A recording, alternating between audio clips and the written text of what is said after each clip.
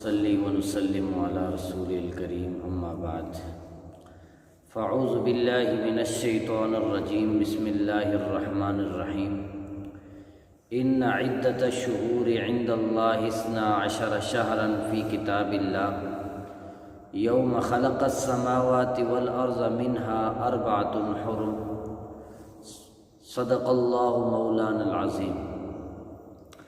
معزز سامعین و ناظرین، محرم الحرام کی عظمت اور فضیلت کے حوالے سے آج بات کریں گے۔ میں نے آپ کے سامنے سورہ توبہ 10واں پارہ اس کی آیت کریمہ تلاوت کی ہے، جس میں رب تعالیٰ ارشاد فرماتے ہیں کہ ان عدۃ الشہور عند اللہ، مہینوں کی جو گنتی ہے اللہ کے ہاں، مہینوں کا جو شمار ہے اللہ کے ہاں، وہ ہے 12 شہرا، وہ ہے 12 مہینے۔ کب سے ہے؟ یوم خلق السماوات والارض، جب سے رب تعالیٰ نے زمین و آسمان کو وجود بخشا ہے، اس وقت سے رب تعالیٰ نے یہ 12 مہینے بنائے ہیں۔ کائنات کا نظام بغیر دنوں اور مہینوں کے نہیں چل سکتا، نہ دینی نہ دنیاوی۔ ہماری عبادات کا تعلق دنوں اور مہینوں کے ساتھ ہے۔ آج کون سا دن ہے، اس کی کون سی عبادت ہے؟ جمعہ کے دن اس کے معمولات مختلف ہیں باقی دنوں سے، عید کا دن اس کے معمولات مختلف ہیں باقی دنوں سے۔ اسی طرح مہینے، عام مہینے، رمضان کے مہینے، ذی الحج کا مہینہ تو وغیرہ وغیرہ۔ اس لیے دنیا کا نظام چاہے دینی ہو یا دنیاوی ہو، کب پیدا ہوا، کب مرے گا یا کب مرا ہے، کب وعدہ کیا تھا، کب پورا کیا تھا، کب جاب سٹارٹ کی ہے، کب ریٹائر ہوا ہے، وغیرہ وغیرہ، یعنی دینی معاملات ہوں یا دنیاوی ہوں، بغیر مہینوں اور دنوں کے دنیاوی نظام نہیں چل سکتا۔ اس لیے رب نے جب سے زمین و آسمان کو، کائنات کو وجود بخشا ہے، وب سے رب تعالیٰ نے 12 مہینے بنائے۔ پھر ان 12 میں منہا 4 حرم، 4 اللہ نے حرمت والے بنائے ہیں، 4 احترام والے بنائے ہیں۔ وہ 4 کون سے ہیں؟ رجب، ذی قعدہ، ذی الحجہ اور محرم۔ اس وقت ہمارے سامنے جو مہینہ ہے وہ محرم الحرام کا ہے۔ محرم ہے ہی عربی زبان کا لفظ جس کا معنی ہے احترام والا، عزت والا، تو محرم بطور خاص اسم و مسمى ہے کہ سیدنا ابراہیم علیہ السلام سے لے کر حضور اقدس صلی اللہ علیہ وسلم تک ان 4 احترام والے مہینوں میں لڑائی کو حرام سمجھا جاتا تھا۔ آپس میں خونی جنگ لڑ رہے ہیں، اور جیسے یہ مہینے، ان میں سے کوئی بھی مہینہ سٹارٹ ہوا، وہ تلواریں پھینک دیتے تھے اور کہتے تھے حرمت والا مہینہ شروع ہو گیا۔ اور حضور اقدس صلی اللہ علیہ وسلم کی شریعت میں گو کہ اس حکم کو تو منسوخ کر دیا گیا کہ جہاد یا لڑائی کافروں سے نہیں کی جا سکتی، ایسا تو نہیں ہے، کی جا سکتی ہے، لیکن احترام کو باقی رکھا گیا۔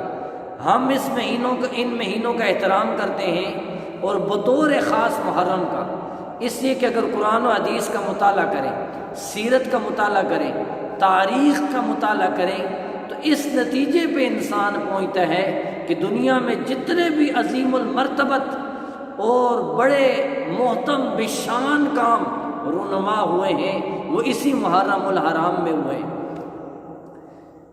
آدم علیہ السلام کا خمیر بنایا محرم الحرام، یعنی اسی محرم کے مہینے میں۔ آدم علیہ السلام کے سر پہ تاج خلافت رکھا اسی محرم کے مہینے میں۔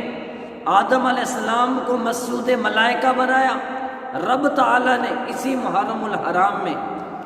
اور نوح علیہ السلام کا سفینہ جو 6 مہینوں سے طوفان کی موجوں میں چل رہا تھا، وَهِيَ تَجْرِي بِهِمْ فِي مَوْجٍ كَالْجِبَالِ، وہ پہاڑ بن کر وہ کشتی، وہ سفینہ طوفان کی موجوں میں چل رہی تھی، تو محرم الحرام کے اندر ہی نوح علیہ السلام کا سفینہ جوتی پہاڑ پر ٹھہرا اور نوح علیہ السلام اپنے ساتھیوں کے ساتھ ساحل پر کنار ہوئے۔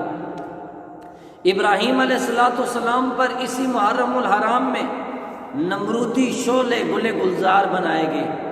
حضرت اسماعیل کی ولادت اسی محرم الحرام میں ہوئی، اور اسی طرح آگے چلتے جائیے، موسیٰ علیہ السلام کو فرعونی استبداد سے جو نجات ملی وہ بھی محرم الحرام میں ملی، اور فرعون غرق نیل ہوا محرم الحرام میں۔ اور اسی طرح حضرت عیسیٰ علیہ السلام زندہ آسمانوں پہ اٹھائے گئے محرم الحرام میں۔ حضور اقدس صلی اللہ علیہ وسلم کی پہلی شادی حضرت خدیجۃ الکبریٰ سے ہوئی محرم الحرام میں۔ ام سلمہ سے حضور کا نکاح ہوا محرم الحرام میں۔ حضرت جویریہ اور حضرت ام حبیبہ رضی اللہ تعالی عنہا کی وفات ہوئی، اور وہ بھی محرم الحرام میں۔ حضرت عمر رضی اللہ تعالیٰ عنہ کی شہادت ہوئی محرم الحرام میں۔ حضور نے اپنی لخت جگر حضرت ام کلثوم کا نکاح حضرت عثمان سے کرایا محرم الحرام میں۔ حضور نے اپنی لخت جگر حضرت فاطمہ کی شادی حضرت علی سے کرائی محرم الحرام میں۔ حضرت حسن رضی اللہ تعالیٰ عنہ نے اپنے نانا کی اس پیشن گوئی پہ عمل، جس میں اللہ کے نبی نے فرمایا تھا کہ میرا یہ بیٹا مسلمانوں کے دو گروہوں کے درمیان صلح کا ذریعہ بنے گا، سبب بنے گا، حضرت حسن نے بگڑی ہوئی منتشر امت کو، بکھری ہوئی امت کو متفق کر کے حضرت امیر معاویہ رضی اللہ تعالیٰ عنہ کے ہاتھ پہ بیعت کر کے پوری سلطنت اسلامیہ کو منظم کیا، متحد کیا اسی محرم الحرام میں۔ اور حضرت حسین رضی اللہ تعالیٰ عنہ کی شہادت ہوئی، آپ کا سر مبارک کاٹا گیا تو اسی محرم الحرام میں۔ اور اسی طرح چلتے جائیے، قیامت تک عظیم المرتبت واقعات محرم الحرام میں رونما ہوتے رہیں گے۔ حضور نے اپنی ہجرت کا آغاز محرم الحرام میں کیا، اور اسی طرح کل قیامت آئے گی تو وہ بھی محرم الحرام میں آئے گی۔ محرم کا احترام، یعنی 10 محرم کا روزہ ہمارے ہاں ابتدائے اسلام میں مسلمان اس کو فرض سمجھتے رہے، فرض تھا۔ پھر رمضان المبارک کے روزے آئے تو 10 محرم کے روزے کو اس کی پھر بھی باقی رکھا، یعنی یہ اب بھی سنت ہے۔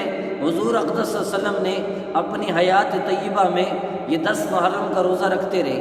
پھر مدنی زندگی میں آخری سال حضور نے کو جب پتہ چلا کہ یہود بھی 10 محرم کا روزہ رکھتے ہیں، تو حضور نے فرمایا کہ آئندہ سال اگر اللہ نے مجھے باقی رکھا، زندہ رکھا، تو یہود کی مخالفت میں ایک روزہ ساتھ اور ملاؤں گا، یا 9-10 کا رکھوں گا یا 10-11 کا رکھوں گا۔